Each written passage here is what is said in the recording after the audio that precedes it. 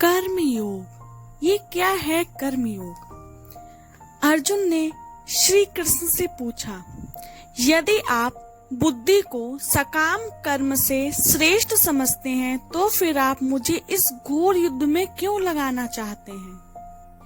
आपके अनेकार्थक उपदेशों से मेरी बुद्धि मोहित हो गई है, अतः कृपा करके निश्चय पूर्वक मुझे बताएं कि इनमें से मेरे लिए सर्वाधिक अच्छा क्या होगा।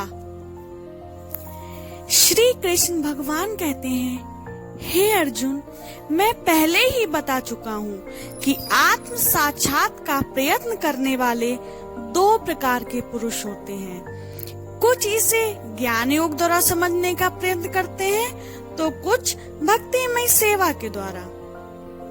ना तो कर्म से विमुख होकर कोई कर्म फल से छुटकारा पा सकता है और न केवल संन्यास से सिद्धि प्राप्त की जा सकती है। प्रत्येक व्यक्ति को प्रकृति से अर्जित गुणों के अनुसार विवश होकर कर्म करना पड़ता है। अतः कोई भी एक क्षण भर के लिए भी बिना कर्म किए नहीं रह सकता। जो कर्मेंद्रियों को बस में तो करता है, किंतु जिसका मन इंद्रिय विषयों का चिंतन करता रहता है, वह निश्चित रूप से स्वयं को धोखा देता है और मिथ्याचारी कहलाता है।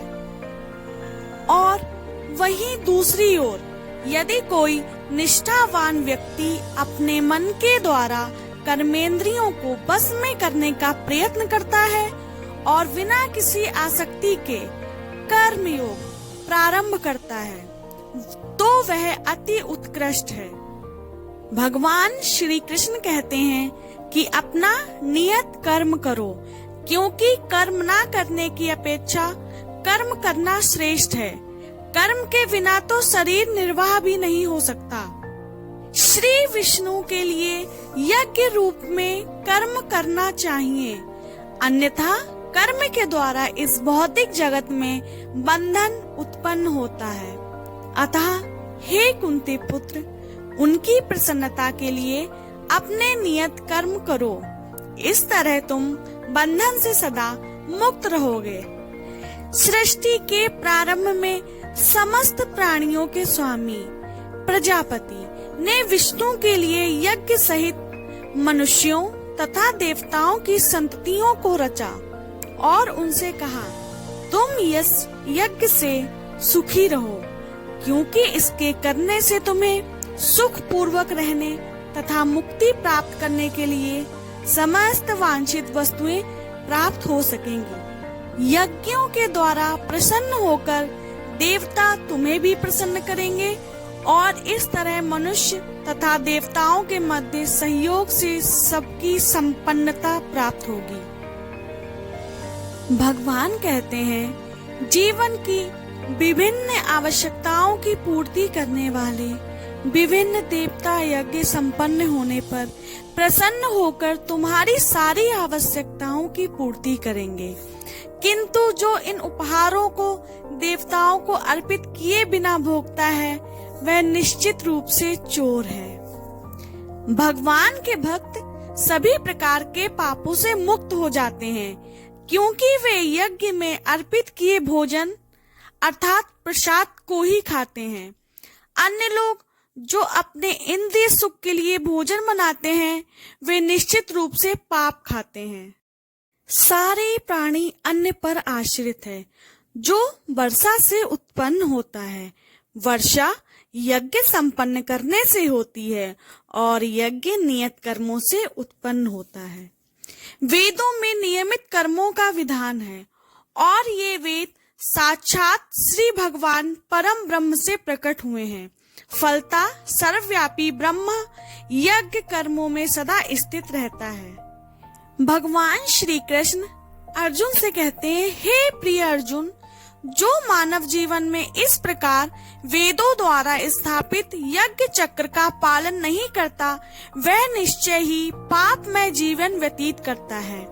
ऐसा व्यक्ति केवल इंद्रियों की तुष्टि के लिए व्यर्थ ही जीवित रहता है। किंतु जो व्यक्ति आत्मा में ही आनंद लेता है तथा जिसका जीवन आत्म साक्षात्कार युक्त है और जो अपने में ही पूर्णतया संतुष्ट रहता है उसके लिए कुछ कर्तव्य नहीं होता। स्वरूप सिद्धि व्यक्ति के लिए ना तो अपने नियत कर्मों को करने की आवश्यकता रह जाती है, ना ऐसा कर्म ना करने का कोई कारण ही रहता है। उसे किसी अन्य जीव पर निर्भर रहने की आवश्यकता भी नहीं रह जाती। अतः कर्म फल में आसक्त हुए बिना मनुष्य को अपना कर्तव्य समझकर निरंतर कर्म करते रहना चाहिए, क्योंकि अनासक्त होकर कर्म करने से उसे परम ब्रह्म परम की प्राप्ति होती है। जनक जैसे राजाओं ने केवल नियत कर्मों को करने से ही सिद्धि प्राप्त की, अतः सामान्य जनों को शिक्षित करने की दृष्टि से तुम्हें कर्म करना चाहिए। महापुरुष जो आचरण करता है सामान्य व्यक्ति उसी का अनुसरण करते हैं। वह अपने अनुसरणीय कार्यों से जो आदर्श प्रस्तुत करता है संपूर्ण विश्व उसका अनुसरण करता है। श्री कृष्ण कहते हैं, हे पार्थ, तीनों लोकों में मेरे लिए कोई भी कर्म नियत नहीं है। ना मुझे किसी वस्तु का अभाव है और ना आवश्यकता ही है, तो भी मैं नियत कर्म करने में तत्पर रहता हूँ। क्योंकि यदि मैं नियत कर्मों को सावधानी पूर्वक ना करूँ, तो हे पार्थ, यह निश्चित है कि सारे मनुष्य मेरे पथ का ही अनुगमन करेंगे। यदि मैं नियत कर्म ना करूं, तो ये सारे लोग नष्ट हो जाएं, तब मैं अवांछित जन समुदाय को उत्पन्न करने का कारण हो जाऊंगा और इस तरह संपूर्ण प्राणियों की शांति का विनाशक बनूंगा। जिस प्रकार अज्ञानी जन फल की आसक्ति से कार्य करते हैं, उसी तरह विद्वान जनों को चाहिए कि वे लोगों को उचित पथ पर ले जाने के लिए अनासक्त रहकर कार्य करें। जो विद्वान व्यक्ति हैं, उन्हें चाहिए कि वह कर्मों में आसक्त अज्ञानी पुरुषों को कर्म करने से रोकें नहीं, ताकि उनके मन विचलित ना हो, अपितु भक्ति भाव से कर्म करते हुए वह उन्हें सभी प्रकार के कार्यों में लगाएं। जीवात्मा अहंकार के प्रभाव से मोहग्रस्त होकर अपने आप को समस्त कर्मों का कर्ता मान बैठता है, जबकि वास्तव में वे प्रकृति के तीनों गुणों द्वारा संपन्न किए जाते हैं। जो परम सत्य को जानने वाला है वह कभी भी अपने आप को इंद्रियों में नहीं लगाता। माया के गुणों से मोहग्रस्त होने पर अज्ञानी पुरुष पूर्णतया भौतिक कार्यों में संलग्न रहकर उनमें आसक्त हो जाते हैं। यद्यपि उनके ये कार्य उनमें ज्ञानाभाव के कारण अधम होते हैं, किंतु ज्ञानी को चाहिए कि उन्हें विचलित ना करें।